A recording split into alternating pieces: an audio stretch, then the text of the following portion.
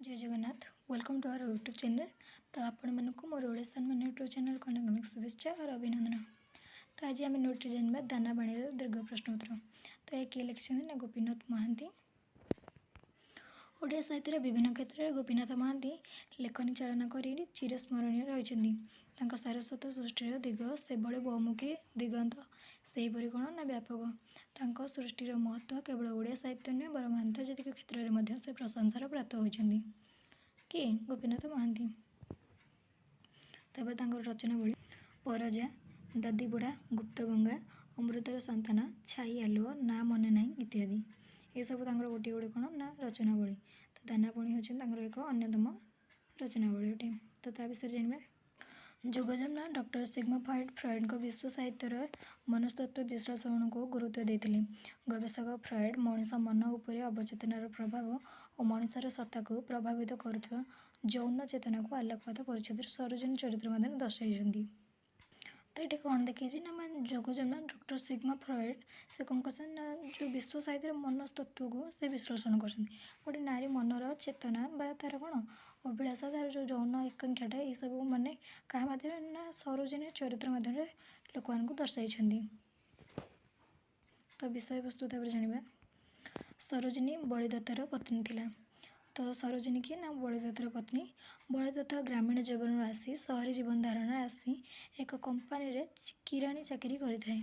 से सब किपर आगू जीव से तार चिंता करें। किंतु बलिदत्तर चाकरी संक्रांतीय वैषयिक साफल्य और अर्थ संग्रह सरोजिनीर भोकिला आक्रांत मन परितृप्ति हुए नहीं।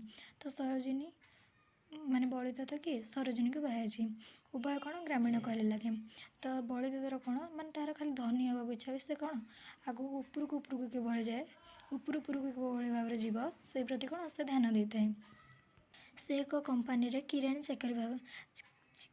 चाकरी करें। से सब किपर आगू जीव से चिंता करे। किंतु बलिदत्तर ये चाकरी पछे से पढ़ा बल तार गोटे पत्नी अच्छी ता कथा कौन कहले लगे मन रही नहीं। तार मुख्य उद्देश्य होची से किभली भाव आगू आगू जीव और धन संपत्ति अर्जित कर। तो सरोजिनी जहाँ कौन भोकिला आक्रांत मन परितृप्त हो न थाए। माने भोकिला आक्रांत मन जो कहते यौन आकांक्षा से जोटा चाहे से पाइबार न थाए। तेणु सरोजिनी मन में कौन प्रश्न आसता है से नारी से भात पाई गहना पाई से कौन सब। सरोजिनीर अवचेतना मन में बारंबार प्रश्न आसे नारी जीवन सार्थकता संपर्क में अर्थात तार यौन कमलार परितृप्ति संपर्क में निज निज को बारंबार करे। औपन्यासिक सरोजिनीर अवचेतना मन में रहस्य को परिप्रकाश करने नित्याନ୍ତ चढ़ई गुड़ाक उड़ीजा पत्र सुखी सुखी झरीजा और नई मरी जाइए परी प्रतीक मन प्रयोग कर। तो ये कौन माने सरोजिनीर अवचेतना मन में बारंबार प्रश्न आसे नारी जीवन सार्थकता संपर्क में। तो आम देखा जस नारी जीवन सार्थकता कौन नारीर जस कि संतान बा संतति हुए ता जीवनटा सार्थक होते बोली आम जानी। किंतु ये कौन अर्थात तार यौन कामला परितृप्ति संपर्क में निज निज को बारंबार पचाची। तो ता स्वामी ठूँ से तार कौन सुख बा खुशी पाएनी। तो औपन्यासिक सरोजिनी अवचेतना मन रहस्य को परिप्रकाश करने से माने औपन्यासिकारी माने गोपीनाथ महांती अवचेतना मन रहस्य को परिप्रकाश करने चढ़ई गुड़ाक उड़ीजा पत्र सुखी सुखी झरीजा और नईर मरी जाइए नई कौन धीरे धीरे मरी जाइए पर प्रतीक मन प्रयोग हो। बलिदत्त निजर दानापाणी युद्ध में एत अग्रसर जे स्त्रीर मनर भावना को बुझापी समय ना से मैंने एत अग्रसर हाँपाई इच्छा जे धनी हाँपाई तार कौन स्त्रीर मन कथा बुझा समय ना। यही समय सरोजिनीर कामना आशा आसी जाइए तार पाखे रहता गोटे कॉलेज पढ़ुआ युवक उपर। तो से जो मैंने कौन चाकरी जेहेतु ट्रांसफर हुए जो रोला माने सामना घर गोटे कौन कॉलेज पढ़ुला गोटे युवक प्रति तार कौन आकर्षित आसी एवं परवर्ती समय बलिदत्त कंपानी उपस्थित महापात्र बाबू आसी।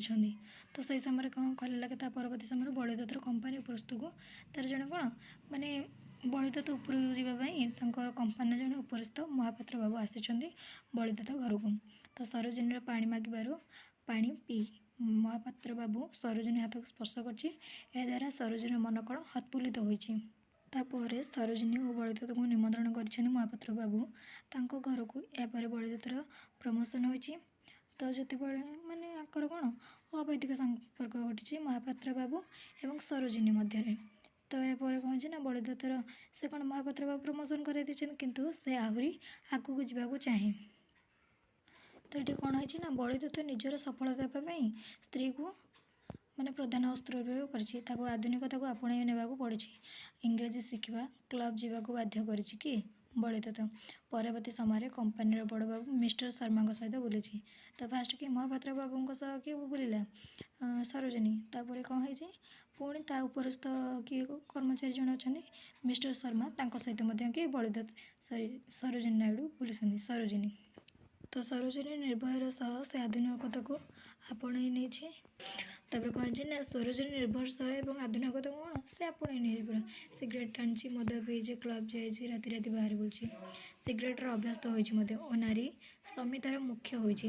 ନାରୀ ବୋଲି କ'ଣ ନାରୀ ସମିତିର ସେ ମୁଖ୍ୟ ହୋଇଯାଇଛି। ସରୋଜିନୀ ଏହାପରେ ଉପରିସ୍ଥ ରଞ୍ଜିତ ବାବୁଙ୍କ ସହ ପୁଣି ଘୁରି ବୁଲିଛି। ତ ଫାଷ୍ଟ କିଏ ନା ମହାପାତ୍ର ବାବୁ ତାପରେ ମିଷ୍ଟର ଶର୍ମା ଏବେ କିଏ ଆସିଛି ନା ରଞ୍ଜିତ ବାବୁଙ୍କ ସହ ସେ କ'ଣ ବୁଲିଛି କ୍ଲବ୍ରେ ଓ କାର୍ରେ ତାଙ୍କ ସହ ଟେନିସ୍ ମଧ୍ୟ ଖେଳି ଆନନ୍ଦ ପାଇଛି। ରଞ୍ଜିତ ବାବୁ ଓ ଖେଳ ସାରିବା ପରେ ସରୋଜିନୀ ରଞ୍ଜିତ ବାବୁଙ୍କୁ କୋଟ୍ ପିନ୍ଧାଇ ଦିଅନ୍ତି।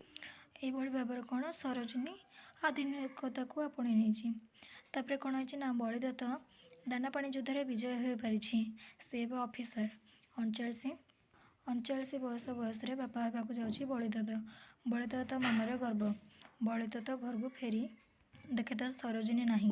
ନିତାଇ ଚପରାସୀକୁ ମାନେ ତା ଚାକରକୁ ପଚାରିବାରୁ ସେ କହିଛି ରଞ୍ଜିତ ବାବୁଙ୍କ ସହ ସେ କ'ଣ ଯାଇଛନ୍ତି। କିଏ ସରୋଜିନୀ। ଏହାପରେ ବଳିଦତ୍ତକୁ ଏସବୁ ଭୁଲ ଲାଗିଛି। ସେ ଭାବିଛି ଏ ଦାନାପାଣି ପଛରେ ଧାଇଁ ଧାଇଁ ଶେଷରେ ମୋତେ କ'ଣ ମିଳିଲା ଏଇଆ। ତ ସେ କ'ଣ ଯେତେ ଉପରକୁ ଚାହିଁବ ମାନେ ଯିବାକୁ ଚାହିଁଛି ଧନୀ ହେବାକୁ ହେଲେ କ'ଣ ସେ ତା ସ୍ତ୍ରୀର ଆକାଂକ୍ଷା ମାନେ ଖୁସି ପାଇଛି କି ପାଇନି ଏବଂ କ'ଣ ନିଜ ପିଲାକି ନାହିଁ ମଧ୍ୟ କଲେ ଲାଗେ ସେ ଜାଣିନି। 39 ବର୍ଷରେ ସେ ବାପା ହେବାକୁ ଯାଉଛି ଖୁସି ହେବାକୁ ମନ ଦୁଃଖ କରିବ ସେ ଜାଣିପାରୁନି।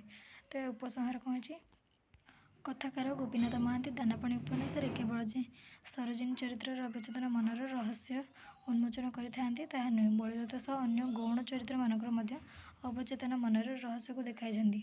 ସେ ଦୃଷ୍ଟିରୁ ବିଚାର କଲେ ଏହା ଏକ ସାର୍ଥକ ଉପନ୍ୟାସ ଅଟେ। ତ ଏତିକିରେ ମୋର ଦାନାପାଣି ନୋଟ୍ଟି ସରିଯାଉଛି। ରହୁଛି ଜୟ ଜଗନ୍ନାଥ।